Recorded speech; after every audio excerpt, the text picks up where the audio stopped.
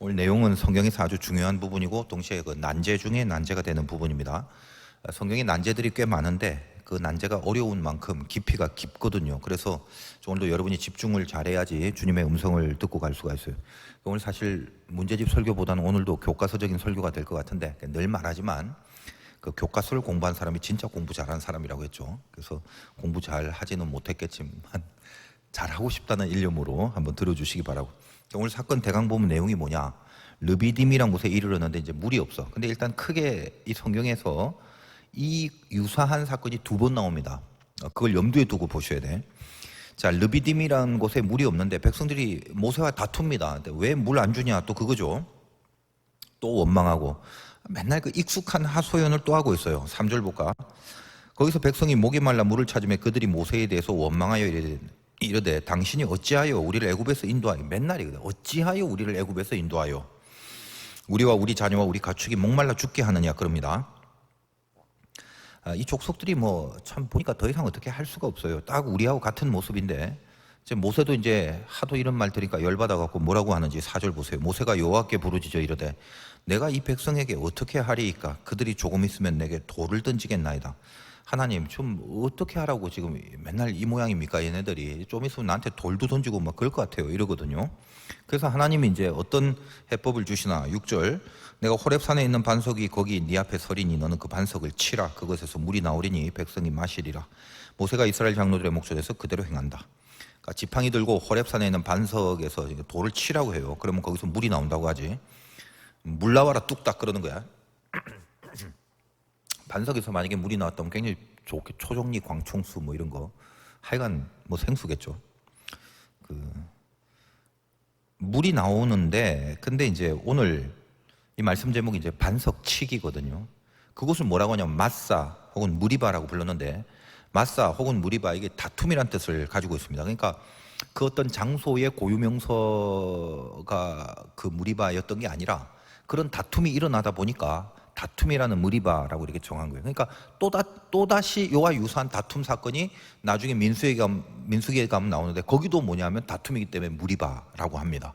그러니까 무리바 사건이 다투었던 사건 두 개가 크게 성경에는 등장한다. 염두에 두고 있어야 돼요. 그럼 이 다툼의 실체가 뭐냐?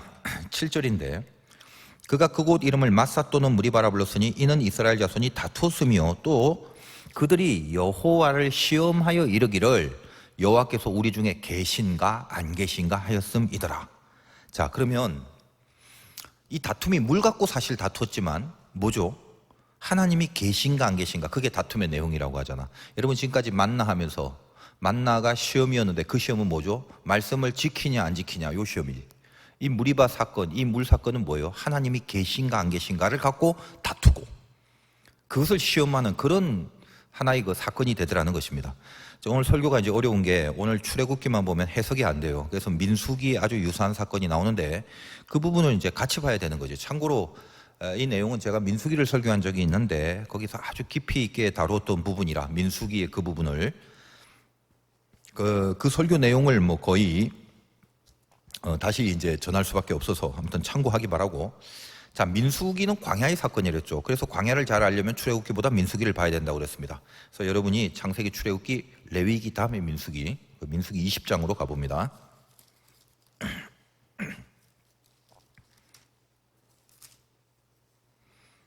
민수기 20장. 자, 1절에서 13절까지를 봐야 되는데 이게 길어요. 그래서 제가 읽는 동안 여러분이 딴 생각할 확률이 굉장히 많은데 알아서 해요. 알아서 하시고 빨리 읽을 테니까. 여러분 이제 젊으니까 뇌가 팍팍 돌아가잖아. 20장 1절부터, 민수기 20장 1절부터 13절까지. 첫째 달에 이스라엘 자손 회중이 신광야에 이르렀습니다. 가데스에 머물렀어요. 아까는 어디 출애굽기는 르비딤, 여긴 가데스. 이거 또 참고로 말하면 르비딤은 애굽에서 탈출해서 얼마 안 가서 만나는 장소고, 가데스는 가나안 저 집경까지 갔을 때 그 가나안 들어가기 직전이 가데스 바데아라는 거거든. 자, 거기 가데스에 머물더니 미리암이 죽음에 장사를 지냈다. 모세의 이제 누이가 죽는 거죠. 회중이 물이 없으므로 모세와 아론에게 모였더니라. 비슷하다 지금 출애굽기하고 징조가. 백성이 모세와 다투러 말하되 우리 형제들이 여호와 앞에서 죽을 때 우리도 죽었더라면 좋았을 뻔했다. 어찌하여 여호와의 회중을 이 광야로 인도하여 우리와 우리 짐승이 다 여기서 죽게 하느냐? 어찌하여 우리를 애굽에서 나와 이 나쁜 곳으로 인도하였느냐? 이곳에 파종할 것이 없고 무화과 포도 없고 석류 없고 마실 물도 없도다. 모세와 아론이 회중 앞을 떠나 회막문에 이르러 엎드림에 여호와의 영광이 그들에게 나타나 모세에게 말씀하여 이르시되 지팡이 가지고 네 형 아론과 함께 회중 모으고 그들의 목전에서 너희는 반석에게 명령하여 물을 내라 하라. 네가 그 반석이 물을 내게 하여 회중과 그들의 짐승에게 마시게 할지니라. 모세가 그 명령대로 여호와 앞에 지팡이를 잡으니라. 모세와 아론이 회중을 그 반석 앞에 모으고 모세가 그들에게 이르되 반역한 너희여 들으라. 우리가 너희를 위하여 이 반석에서 물을 내려 하고 모세가 그의 손을 들어 그의 지팡이로 반석을 2번 치니 물이 많이 솟아나오므로 회중과 그들의 짐승이 마시니라.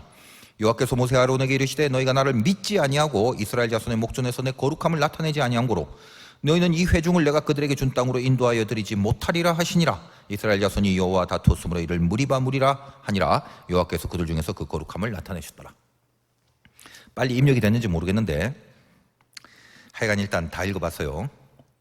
자, 이제 잘 비교를 해봐야 됩니다.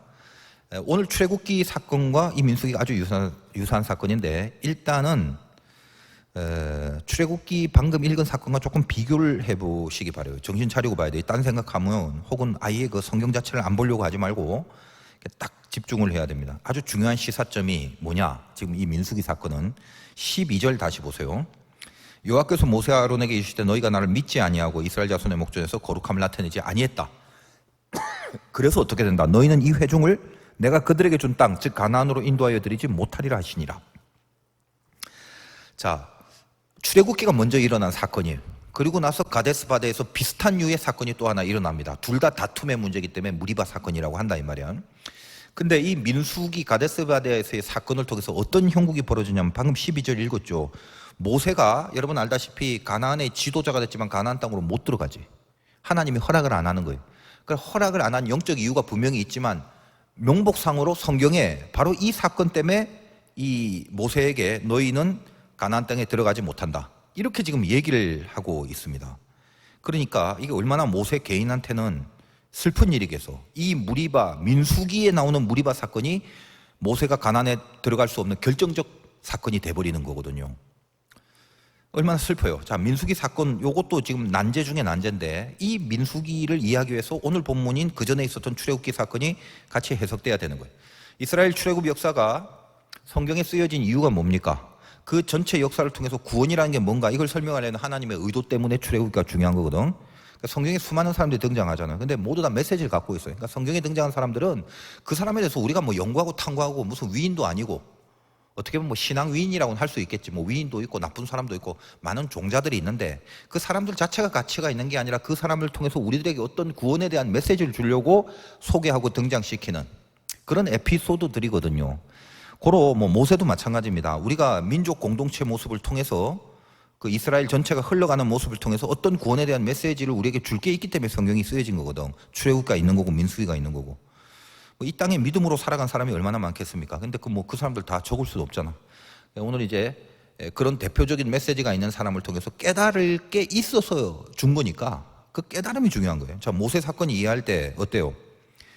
모세 한 개인의 인간적인 평가나 가치 거기 집중하지 말고 도대체 이 모세의 이런 사건을 통해서 뭘 메시지 하려는가? 이 하나님의 의도에 집중을 해야 돼. 그러니까 오늘 모세가 그토록 염원했던 그 가나안에 못 들어가게 되니까 이거 참 모세 슬픈 일이네. 이거 혹시 그럼 가나안에 못 들어갔다는 것은 뭐 천국에 못 가고 지옥에 갔다는 말이야? 이렇게 생각하면 안 되는 거예요.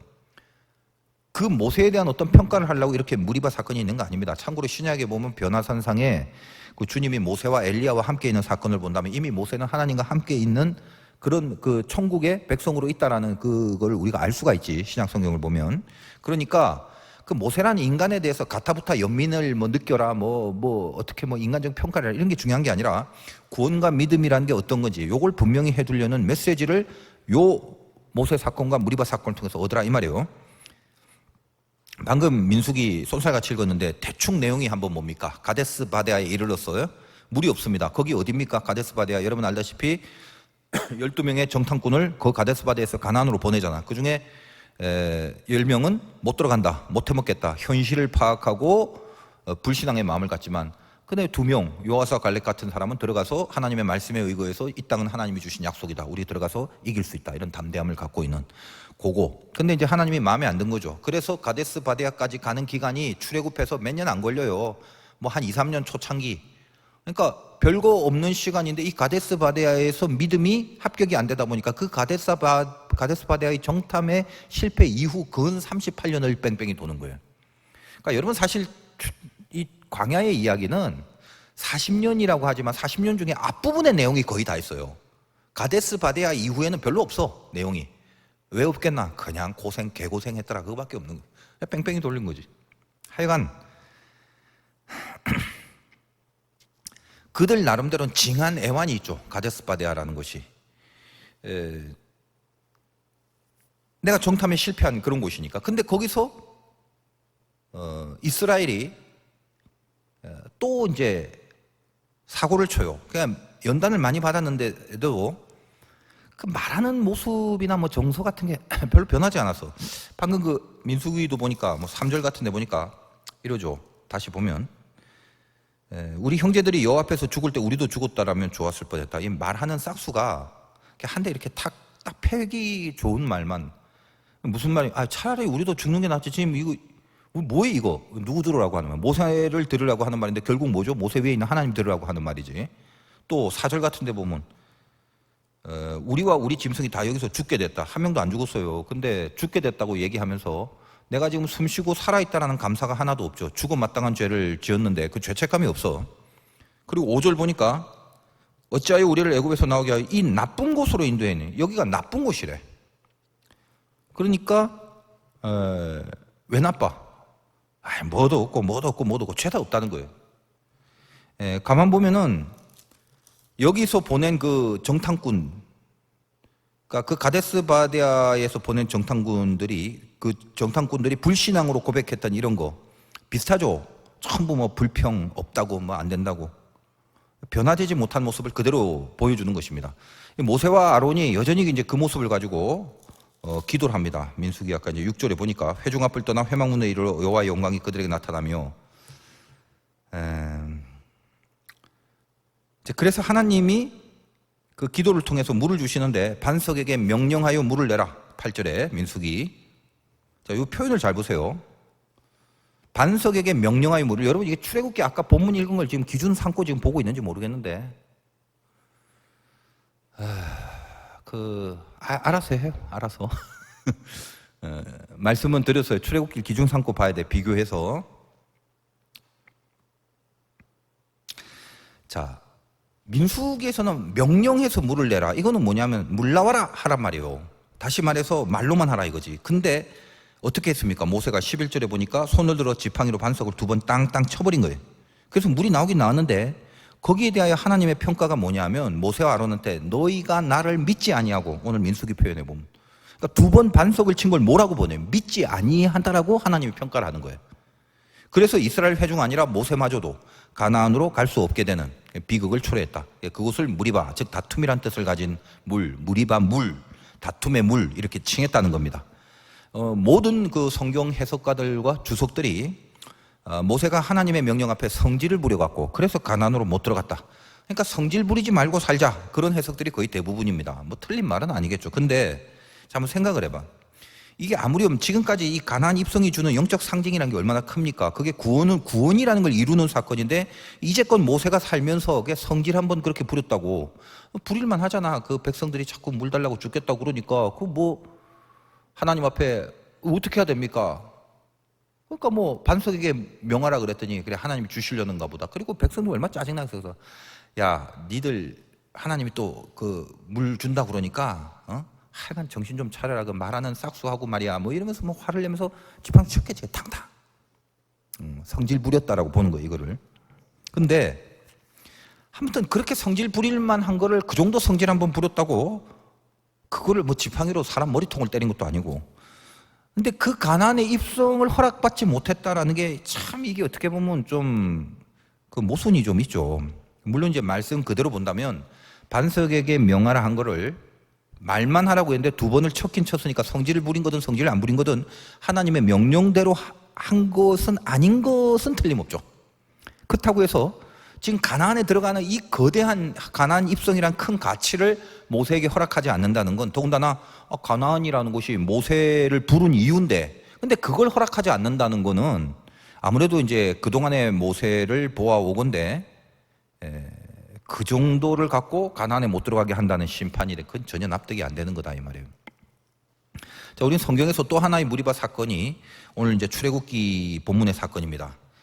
민수기 본문의 무리바는 가데스 바데야. 그래서 가데스 무리바. 오늘 무리바는 이제 먼저 처음에 있었던 무리바인데, 이 무리바가 다툼이라고 있죠. 어딥니까? 출애굽기 17장 오늘 본문에 르비딤이라는 곳입니다. 이제 다음 시간에는 르비딤에 대한 전투하는 모습도 나오고 그러는데, 자, 이게 이제 처음 나오는 무리바 사건이야, 출애굽에. 오늘 읽은 본문이. 자, 거기에 하나님이 반석을 치라고 명하셨어요, 여기는. 아까 그 다음에 민수기는 물을 내라고, 말로 내라고 명했고, 지금 여기 출애굽기는 뭐죠? 치라고 했어요, 여기. 이 첫 번째 무리바는 모세 그대로 했다고 쓰여져 있죠. 그래서 출애굽기에서는 물 때문에 원망하고 하나님과 다툰다는 측면에서 이제 무리바라고도 하고, 주목할 건 또 여기 방금 출애굽기에 마사 또는 무리바라고 했잖아. 그러니까 마사가 시험한다라는 그런 뜻입니다. 우리 만나도 그런 의미가 있잖아. 이것이 무엇이냐, 그 시험을 나타낸다. 하여간 이스라엘 백성이 단지 물이 없으니까 하나님을 원망해갖고, 야, 우리가 이렇게 목말라 죽게 될 거냐, 이런 그 다툼 정도가 아니라, 이게 왜 시험이 됩니까? 여기 출애굽기 수준, 오늘 본문의 수준은 배후에 하나님이 있냐 없냐, 그 존재에 대하여, 하나님 존재 유무에 대해서 한번 시험하자라는 수준이 있다는 걸 알 수가 있습니다. 물 주면 하나님이 있는 거고, 물 안 주면 없는 거고. 여러분 그런 생각 하잖아요. 그 믿음 초창기 때, 아니면 디립다 그 악한 마귀의 시험 속에서 믿음 다 까먹고 있을 때, 이거 안 되면 교회 안 다닙니다. 네, 그런 생각 안 해봤어요. 아니, 하나님이 있기는 어디 있어. 막 고난이 막 닥치고 이러면, 그리고 내 뜻대로 안 되고 막 오히려 막 제일 싫어하는 쪽으로 풀리고 이러면, 도대체 지가 믿은 건 하나도 없고 무슨 하나님 앞에 해준 것도 하나도 없으면서 하나님이 있네 없네 이러고 살잖아. 여러분 주변도 나를 애들 보면 그지? 나름 똑똑하다고 하는데 막 무신론을 철학적으로 주장하고, 책 한두 권 읽고 막 입에 침 튀어가면서 주장하고 이런 애들 많다 이 말이지.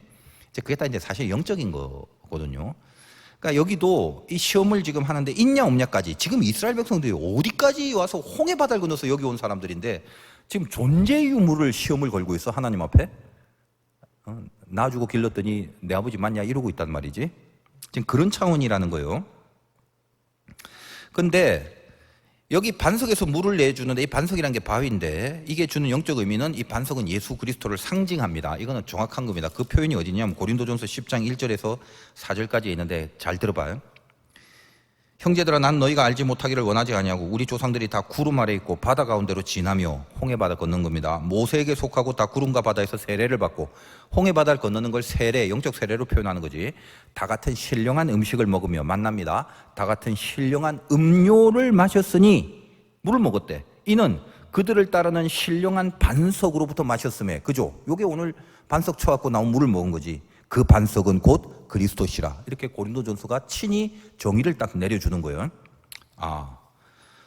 무슨 말이냐? 그러니까 핵심을 보면 이겁니다. 이것이 주는 영적 핵심이 뭐냐? 반석에서 물을 낸다. 그거는 예수로 인하여, 예수가 반석이잖아, 구원의 생수가 흐른다라는 말이지. 그것이 목말라 죽지 않게 하는 생명, 즉 구원을 주는 것이다라는 것을 가르쳐 주는 것입니다. 현실적으로는 물을 줘서 목이 안 마르게 하는 것은 물론 이거니와, 모든 성경에 쓰여진 것은 구원의 메시지가 들어가 있기 때문에 어떤 메시지를 주려고 하는 거예요? 반석이신 예수 그리스도를 치는 곳으로, 그 한 번 치는 곳으로 그들에게 죽지 않는 생명이 얻어진다라는 그런 의미를 하는 거죠. 구원이 뭔가를 가르쳐주는 장면이라 이거 이게. 근데 그 처음 수준의 그 초짜 이스라엘에게 반석을 치라다 하는 거, 이거는 예수 그리스도의 십자가 사건인, 한 번 쳐라, 그 유일회적인 사건, 요게 이제 중요한 것입니다. 딱 한 번 치는 거, 그게 백성을 살게 하는 은혜입니다. 동시에 하나님이 있냐 없냐라고 그걸 따지는 수준의 백성들에게 믿음이 뭔지 아냐, 그 믿음이란 걸 심어주는 그 십자가의 은혜. 여러분이 솔직히 여기서 하나님이 있다라고 믿는 사람의 그 믿음이 어디서 생겼어요? 내가 무슨 굉장히 다른 사람보다 IQ가 높아서 고등 지식에 능하여 초월한 존재에 대한 감각이 내가 보통 지능 낮은 사람들보다는 내가 지능이 높아서 그 부분의 인지 능력이 뛰어나서 그래서 믿게 되고, 아니요. 여러분 왜 믿게 됐습니까? 하나님의 존재를. 성경이 늘 얘기하는 거예요. 반석을 쳤기 때문에 그렇지. 다른 말로 예수 그리스도가 나를 위하여 돌아가신 그 사건 때문에 그 은혜가 내 안에 임하여 믿음이 생겨버린 거라. 그러니까 믿음은 내가 갖는 게 아니라 주어져서 선물로 받았기 때문에 믿게 되는 거다 이 말이에요. 그럼 뭐 이렇게 어렵게 말할 필요 없어. 나는 개인적으로 제 경험이 뚜렷이 그것을 증명합니다. 뭐 저는 안 보이는 거, 신 이런 존재를 믿는 게 굉장히 어리석다고 생각한 사람이고, 우리 집안도 기독교 집안이 아니고. 근데 이제 고등학교 때 하나님이 저에게 은혜를 준 거지. 그 전이나 내가 무슨 지능이 바뀌거나 공부를 뭐 색다른 걸 했거나 이런 거 아무것도 없어. 똑같아. 근데 왜 절대 못 믿었다가 확실히 믿게 됐냐면, 뭐 여러 가지 어떤 그 자자분한 경험들이 있을 수는 있겠지만 그런 게 중요한 게 아니라 하나님이 나에게 믿을 수 있는 은혜를 주신 것밖에 없는 거예요. 아무리 돌아봐도 그거밖에 없어요. 그래서 이게 설득 갖고 되는 게 아니죠. 바울식 표현으로 하면 전도에 미련한, 그러니까 전도가 왜 미련해? 아무리 설득한다고 해서 예수 믿나 안 믿게 된다거든. 그러나 하기는 해야 되겠지. 그러니까 전도를 통해서 구원을 시키려고 하는 게 아니라 전도 자체가 하나님과 함께 하나님 나라를 뛰는 동행하심이기 때문에 하나님이 기뻐하시는 거거든. 그러나 전도는 결국 미련한 거다. 왜? 전도의 결론이 구원은 아니기 때문에 그 얘기를 하는 것입니다. 자, 어쨌든 충분하, 반석을 한 번 치는 걸로 충분하, 즉 구원이라는 것은, 즉 하나님이 살아계심을 믿는 그 믿음을 갖게 되는 유일한 방법은 십자가의 은혜, 예수 그리스도께서 나를 위해서 죽으신 그거 하나만이다. 자, 예수님이 우리를 위해서 십자가 달려 죽으셨는데 나한테 그게 지금 어떤 효과가 있단 말이냐, 나하고 무슨 상관이냐 말이냐, 그런 식의 이야기를 하는 사람이 있어요. 2000년 전 팔레스타인에서 죽은 청년 예수가 2000년 후에 이 시대를 살아가는 나에게 과연 어떤 의미가 있냐? 맞지. 상식적으로 보면 아무 상관도 없지. 그 뭔지 한번 본 적도 없는데 시대도 엄청나고 그 간격도. 그런데 성경이 말하고 있는 진리가 무엇입니까? 반석을 쳐서 물이 나온 곳으로 목마른 사람들, 하나님이 있냐 없냐 하고 있는 사람들이 그 물을 다 먹었죠. 즉 예수 그리스도의 십자가의 사건에 영향을 다 받았단 말이에요. 지가 원턴 안 하든. 예수님이 나를 위하여 십자가에 달려 죽으신 사건, 하나님을 믿게 되는 그 믿음을 나에게 얻게 해준 유일한 이유가 바로 그거다. 주님이 나를 위해 죽으신 사건이 없다면 여러분들은, 자 이제 하나님 살아계신 보여줄게요. 자, 인천 앞바다 월미도로 다 모여. 월미도 앞바다를 갈랐다 하더라도 주님이 죽으신 사건의 효험이 여러분들에게 없으면 여러분은 그거 보고 뭐라고 생각합니까? 에이, 그저 하나님 한 거 아니야. 하나님이 어디 있어? 우연히 그래. 아니면 쓰나미 걷지. 이러고 있단 말이죠. 100%예요, 100%. 그러니까 내 앞에서 기적이 일어나도 하나님이 여러분에게 주신 믿음이 없다면, 다시 말해 십자가에 달려 죽으시는 주님의 그 보혈의 은혜가 없다면 인간의 족속은 죽다 깨어나도 하나님을 절대로 믿을 수 없다. 그러니까 여러분이 혹시라도 지금 하나님을 믿고 있다면, 혹시라도 믿고 있다면 좀 표현이 이상하지만 다 믿고 있잖아. 그 하나님에 대한 믿음이 있다면 여러분 이미 그 보혈의 은공을 지금 그 은혜를 입고 있는 상태라는 거예요. 얼마나 감사해요. 여러분이 어느 날 왠지 모르지만 하나님 믿어져, 그런 감각이 생긴다면 이거는 교회를 얼마나 들락날락거리고 언제부터 교회를 다니냐고는 아무 상관이 없어. 평생 교회를 다녀도 존재에 대한 믿음 없이 다니는 사람이 수두룩빽빽하다. 이 중에도 있는지 모르지. 그럼 난데 어떻게 알았지? 나 갈래요. 이러지 마요. 그 기간이 좀 필요할 때도 있어. 가끔 가다 보면 하나님이 만들어 가시는 기간도 있다 이 말이야. 근데 어느 날 하나님이 믿어져. 그런 감각이 내 안에 생겼어. 왜요? 반석을 친 물 때문이죠. 믿음이 거기서 생긴 거예요. 예수님이 나를 위해 죽으신 사건. 딴 사람들은 내가 잘 모르지만, 딴 사람들은 왜 안 믿는지 내가 그건 몰라도 지금 내가 믿음이 생기는 건 이유를 모르지만 이상하게 믿는 게 안 믿는 것보다 조금 내 안에 더 강해져, 더 세져, 더 많아져. 뭐다? 십자가 때문이다라는 걸 알라. 이겁니다. 이 구약의 이 사건이 주는 깊은 메시지, 오늘날 우리에게 적용을 시켜봐야 돼. 그리고 그 믿음이 주어졌다면 그 다음엔 어떤 경우라도 그 믿음은 나를 구원케 하는 거죠. 내가 얼마나 더 선한 조건을 세웠냐, 얼마나 법을 잘 지켰냐, 그런 것으로 구원이 보장되는 게 아니라는 걸 아는 거예요. 그것이 복음을 아는 것입니다. 그러니까 여러분 오늘 사실 원론적인 굉장히 교과서적인 중요한 얘기를 하는 건데, 그래서 여러분이 그냥 어떤 인스턴트 식품처럼 먹어갖고 바로 소화시키는 게 아니야. 이런 거는 쌀이라는 건 먹으려면 씻고 끓이고 뜸들이고 이것을 다 해야 먹을 수 있는 거기 때문에 지금 생쌀을 주는 거예요. 이게 교과서적인 겁니다. 여러분이 복음을 잘 한번 받아들여요. 자, 그러면 내가 복음 때문에, 예수 그리스도의 십자가의 죽음 때문에 믿음을 갖게 되고 구원을 얻게 됐다면 내가 선하게 살 필요가 있나, 혹은 애를 쓸 필요가 혹시 있나? 그런 필요가 없지 않나? 아니지. 행함이 없다면 믿음도 아니지. 당연히 믿음이 생기면, 이게 참 믿음이라면 행함은 자연스럽게 따라오는 거지. 그러나 그 행함의 온전함은 우리가 애를 써도 온전케 될 수 없으니까, 만약에 행위나 조건으로 구원이 따져진다면, 너 이만큼 착해 구원 얻고 이만큼 악하면 구원 못 받아, 뭐 이런 식으로 따지면 우리는 전부 뭡니까? 아웃. 성경의 표현은 이 세상에 의인은 단 한 명도 없나니, 다 아웃이단 말이에요.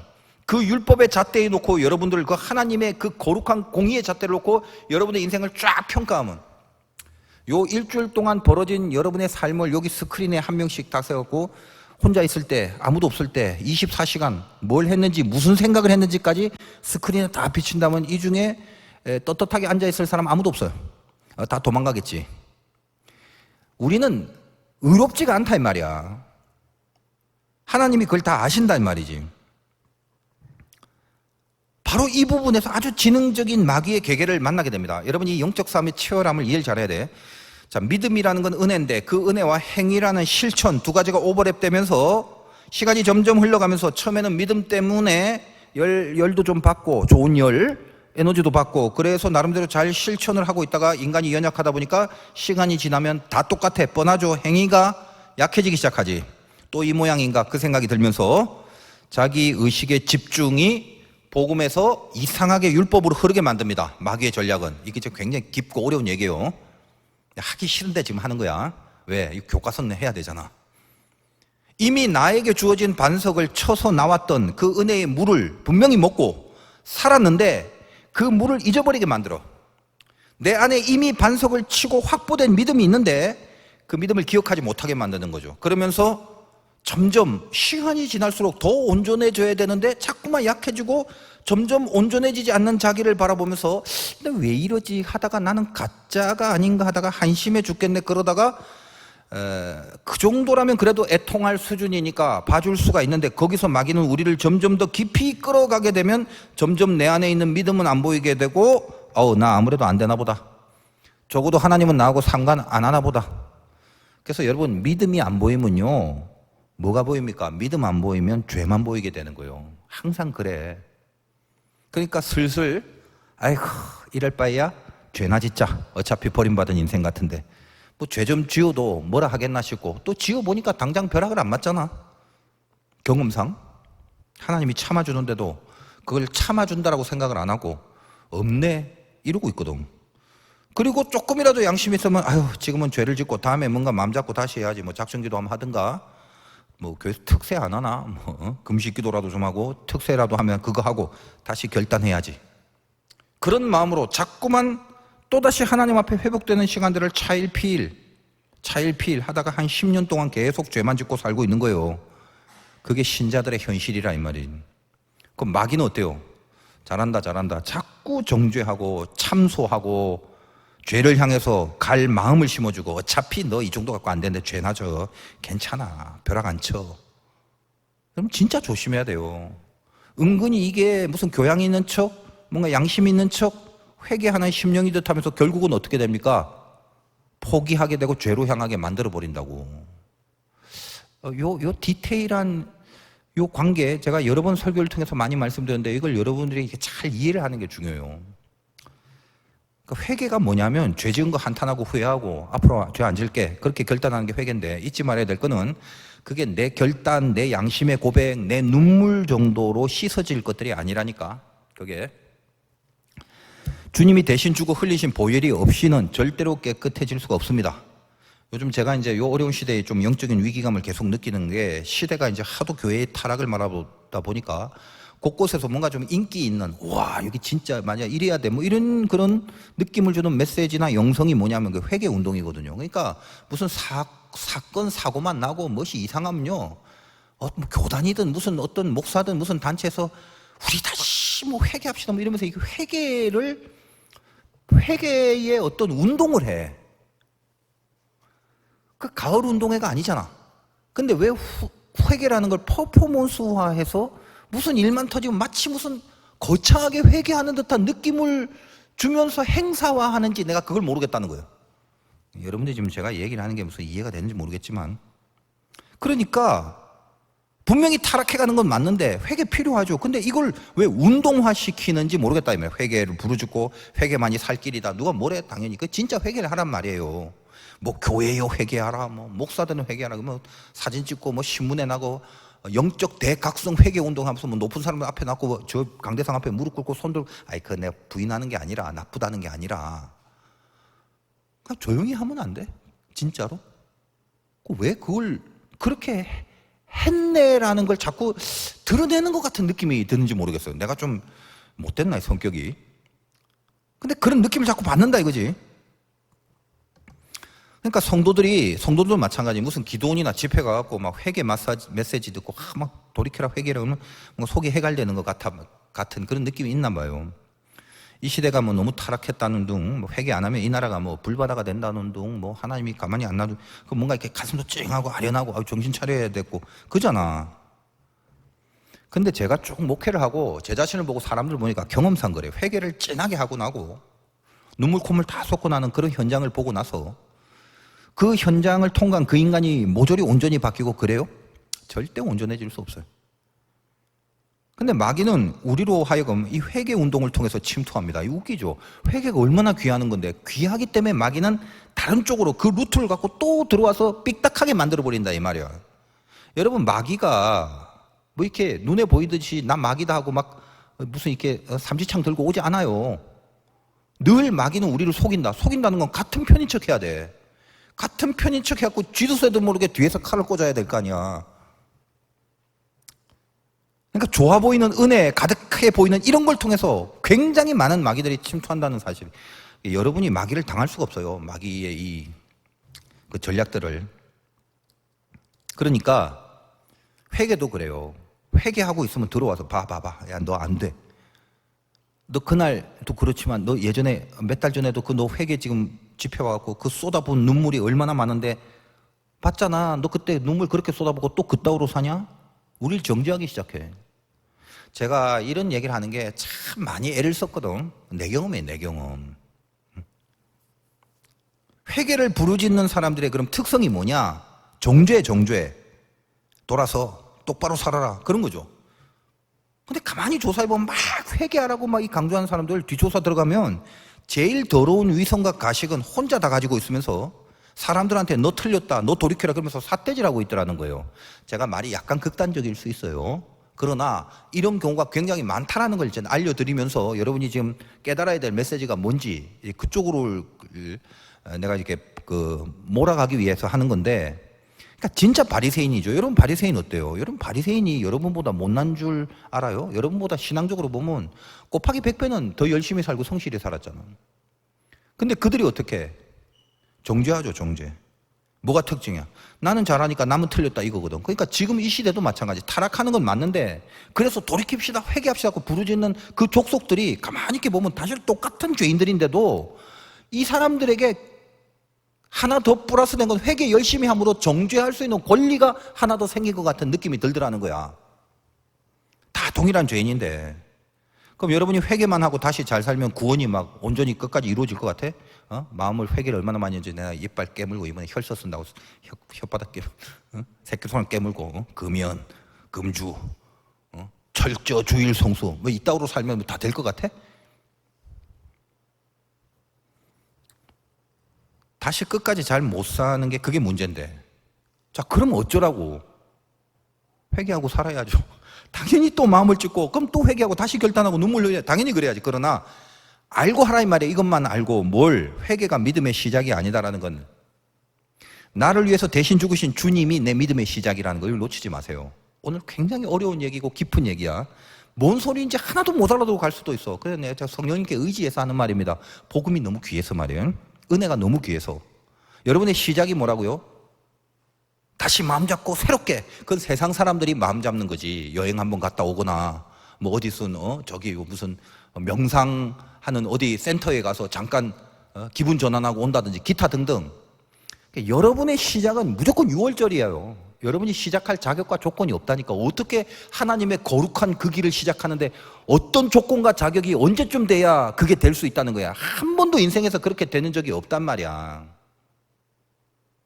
그러니까 뭘 회개를 통해서 내가 온전해진 마음을 갖고 내 기분과 감정상 이제는 새롭게 해도 돼 라고 스스로 만들려고 애를 쓰지 마요. 그거는 우리의 참된 시작이 아니니까. 그렇게 시작한 온전함은 없어요. 다 뭐예요? 우리의 온전함은 오직 그리스도의 보혈이지. 오늘 이 본문으로 치면 반석을 한 번 친 그 사건이, 그러니까 그 믿음이 나의 시작이라는 거. 여러분의 개념 자체가 이게 확 전환이 돼야 돼. 복음의 능력인데 이게 그럼 믿음으로 시작한다는 게 뭐냐? 회개로 시작하지 않고 믿음으로 시작한다는 게 뭐냐? 내 안에 이미 만들어진 믿음이 내 구원의 증거인데 마치 내가 구원을 못 받고 헤매고 버림받은 인생이라고 착각을 했던 거래요. 그러니까 여러분 이게 위험합니다. 이 말이. 그러니까 지금 내가 복음을 강조하기 위해 여러분에게 주는 거예요. 그래서 어떻게 분명히 믿음을 받았는데 믿음을 빼버리고 혼자 방방 뜨고 혼자 가슴 치고 혼자 애타고 혼자 눈물 흘리다가 각서 쓰고 혈수 쓰고 금식하게 만들어요. 믿음이 분명인데 그 믿음을 딱 빼버리고 그렇게 날뛰는 거. 그렇게 되면 이건 믿음으로 시작하지 못한 모습이 된다는 거예요. 여러분 이제까지 얼마나 많이 새 마음 다시 맘 잡고 출발 얼마나 많이 했냐. 한 번이라도 제대로 된 사람이 어디 있어 여기. 스타트 라인이 다르기 때문에 우리는 세상 사람과 다르다니까. 자, 이미 르비딤에서 반석을 한 번 친 사건으로 믿음이 우리 안에 들어왔다는 거예요. 영적으로. 하나님은 그래서 잘 봐요. 여기 반석을 한 번 친 십자가의 사건 때문에 그 다음에 저 위에 가데스 바데아에 가서는 뭐라고 그랬어? 반석을 치란 말을 안 하고 반석에게 명하여라고 말만 한 거야 지금. 그랬는데 모세는 그걸 뭐다? 거기 가서도 지팡이로 2번씩 치면서 이게 뭐하고 같은 거예요? 하나님 보시기에 마치 자기의 그 연락에 치는 행위가 물을 내게 하는 근거인 듯, 마치 구원이 행위에 달린 듯이 하나님의 그 구원의 근본을 어겨버린 실수를 저지른 걸로 하나님이 보는 거예요. 우리에게 메시지를 주기 위해서. 그래서 이게 이 모습에 대한 하나님의 평가가 아까 너의 성질부리냐 그게 아니라 아까 뭐라고 그랬어? 너희가 나를 믿지 아니하고. 구원이 믿음에 있다는 거죠. 너의 조건이나 행위에 딸린 게 아닌 줄 아직도 모르냐? 거기까지 가서도. 여기서 한 번 친 걸로 구원이 이루어졌고 그쪽에 가서는 이제 명령 말로만 하면 되는 거야. 근데 왜 또 거기서 또 쳐? 그 치는 너의 행위로 구원이 시작될 것 같은 그런 구원에 대한 전반적 이해가 아직도 없단 말이더냐? 이거죠. 이게 이렇게 중요한 이유가 뭐냐? 하나님이 생색내려고 하는 게 아니라 우리 구원을 반드시 이루기 위하신 그 마음 하나뿐입니다. 그럼 다시 시작해야 되는 믿음이 무엇이어야 돼요? 우리가 뭔가 새롭게 다시 할 때, 회복이 일어날 때, 어떤 또 다른 출발점에 설 때, 어떤 뜨거운 결단, 막 혈서를 써내려가는 각서 같은 거, 그런 걸로 시작하는 믿음 아니란 말이에요. 이제 그 짓 하지마, 이제 지겹다. 그쯤 했으면 됐잖아. 그 여러분의 기분 갖고 출발하라는 거지 하나님 보시기에는 아무것도 아니에요. 그게 지금껏 얼마나 많은 시도들이 있어요. 그리고 지금 또 앞으로도 얼마나 많은 회개를 해왔습니까? 교계도 그렇고 교단도 그렇고 아무리 다짐을 해도 뻔하지. 저 문 밖으로 저 나가면요 아무것도 아닌 것에 스치는 감정에 폭삭 내려앉아버리는 자기 자신을 여러분 늘 확인을 하잖아. 하나님 나라 막 천국 비전 막 민족 보고 막 그러면 막 젊은이들이 막 그런 단어들에 막 가슴이 뜨거워지고 막 손들고 북한을 뭐 하나님 나라로 뭐 열방을 나의 품으로 뭐 이러면서 얼마나 좋아. 뜨겁지. 근데 그렇게 열방을 떠드는 사람이 운전하다가 정작 누가 내 차 앞을 추월해 나가게만 해도 분노가 씩 올라오는 게 그게 우리들이라 이 말이에요. 이 백성 주의 민족 되게 하소서, 이 백성 주의 민족 되게 하소서. 그러면서 누가 자기한테 조금이라도 불친절하기만 하면 속으로 이렇게 쌍욕부터 튀어나오려고 하는 게 우리라 이 말이에요. 싫은 사람은 이 민족 주의 백성 그 찬양하기도 전에 내가 조금이라도 싫은 사람은 나한테 뭔 얘기를 해도 아예 반대부터 하려고 딱 벼르고 준비하고 있잖아. 아예 귀를 닫아버리고. 그게 우리들이라 이 말이에요. 우리는 애초부터 가망성이 없어요. 회개하고 뭐 다시 결단하고 그냥 뭐 변하지 않아. 하지 말란 말이 아니야. 알고 하라 이 말이야. 알고. 회개를 하면 잠시 감정적으로 카타르시스를 느낄 뿐이지. 그러나 시간 지나면 여전한 그 모습이 그대로 드러난다는 거예요. 그럼 안 할 거냐? 하라니까. 그래도 해야 된다 이 말이야. 그러나 뭐예요? 알고 해라. 그 회개가 너의 정체와 너의 본질과 너의 조건으로 삼지 말고 그 회개를 할 수 있도록 해주신 것도 주의 보혈이고 내 안에 이미 주어주신 반석을 한 번 친 그 믿음 때문이니 내가 어떤 경우 무엇을 당하든지 간에 절망을 통해서 나의 현존을 해결하려고 하지 말고 다시 한 번의 분발만이 내가 갈 수 있는 유일한 사건이고 기회고 그 방법밖에는 없다라는 걸 알고 포기하지 말라 이 말이에요. 어렵냐 말이? 어떤 실천력의 근거가 내 안에 있느냐가 중요한 싸움이지. 복음이냐 아니냐, 복음이냐 감정이냐, 복음이냐 율법이냐, 그 싸움 아니야? 우리 시작이라는 게. 이제 우리는 그럼 어떻게 해야 되나? 뭐 방법이 뾰족한 게 있어요? 계속 해야지. 그것뿐이지. 콩나무 시루통에 물을 주듯이 그냥 계속 중요해. 그러나 중요한 건 알고 계속해라. 반석을 2번 치지는 말라는 거예요.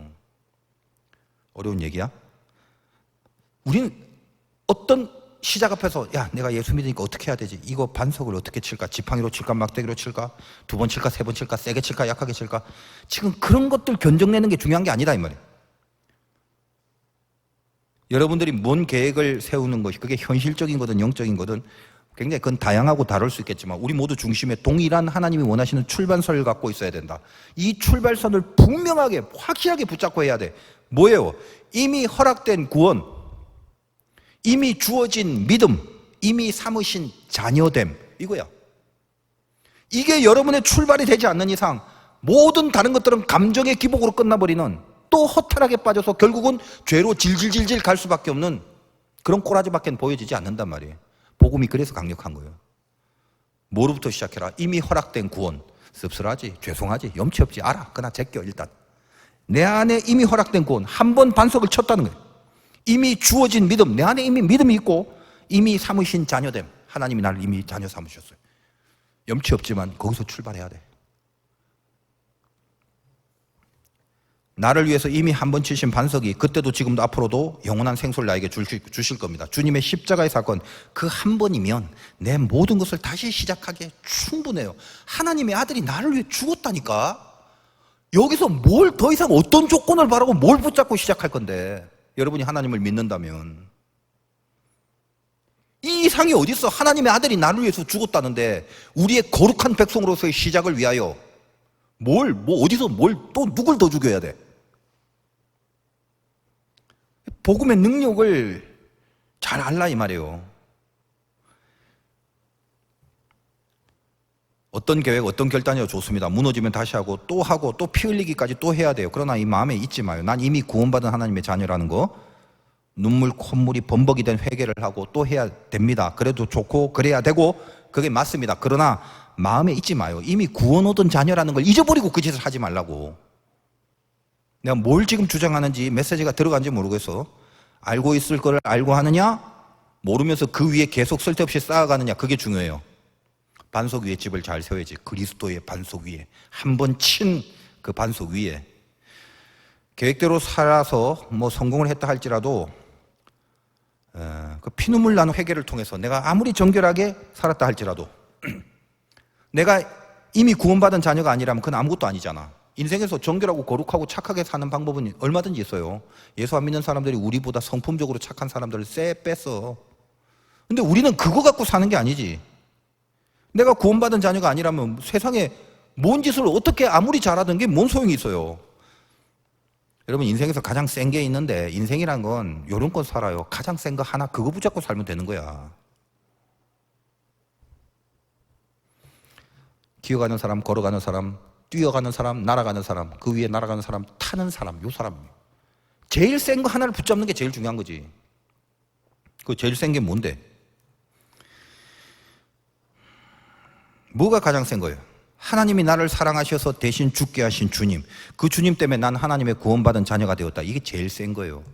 여러분이 하나님의 자녀라니까. 하나님, 세상을 창조하신 이제 나는 자녀로서 살아갈 운명이다. 어떤 우연, 무슨 백그라운드, 부모의 경제력, 할아버지 할머니의 무슨 재력, 조상의 묘자리, 관상, 손금, 혈액형, 별자리, MBTI 유형, 그런 것이 여러분을 좌지우지할 수 없는 신분이 됐죠.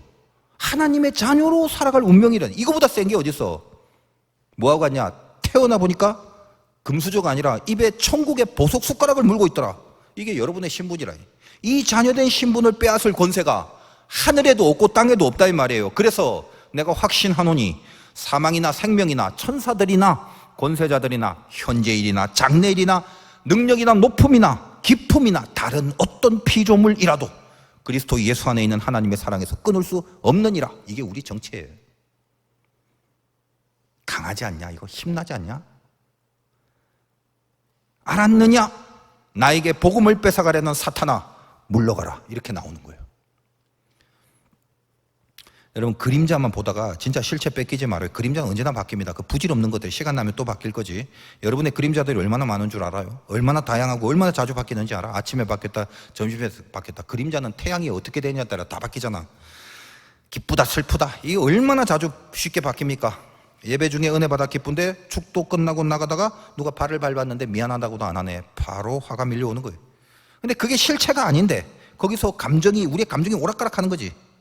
교회 괜히 왔다, 기도하지 말고 잽싸게 그냥 집에 가서 TV나 봐야 되는데 괜히 오래 기도하고 있다가 발 밟히는 꼴을 당했다 등등. 그러다가 이제 점점점 어떻게 가? 마귀의 전략을 따라서 나중에 예수 믿으면 뭐하냐? 그런 식으로 가버린다는 거예요. 100% 다 그렇게 흘러가요. 마귀가 왜? 그렇게 몰고 가니까. 여러분 다 당해왔고 지금까지. 여러분 금방 바뀔 일들, 그런 사소한 사건들로 무슨 그런 의미, 무슨 시작, 그런 거 꾀하지 마세요. 여러분이 시작할 때 강하게 붙들어야 되는 건 가장 강력한 무게 하나, 그거면 충분합니다. 자녀된 신분, 믿음. 그게 나에게 주어진 믿음이 있다는 거. 내가 자녀라는 이 흔들리지 않는 이거를 붙잡는 거. 탕자로도 좋사오니. 비록 상대방이 내 발을 밟고 도로에서 내 앞에 새치기를 하는 얄미운 차를 보더라도 내가 뜻한 대로 되지 않는 현상들로 인해서 내 깊은 본질의 기둥을 건드리지 말라는 거예요. 우리 시작이라는 건 뭐다? 변함없고 영원한 하나님의 사랑이고 구원 얻은 자녀로서의 운명에 있다라는 그 거룩한 자신감. 교만과 자만이 아니라 낮고 거룩한 운명애로의 자신감. 이것이 우리가 얼마든지 시작할 수 있는 우리의 힘이다라는 거예요. 거기에 성령의 폭포수 같은 은혜와 능력이 실려진다라는 거예요. 여러분 다시 한번 회복하고 시작할 수 있는 삶이 되기를 주님의 이름으로 축원드립니다.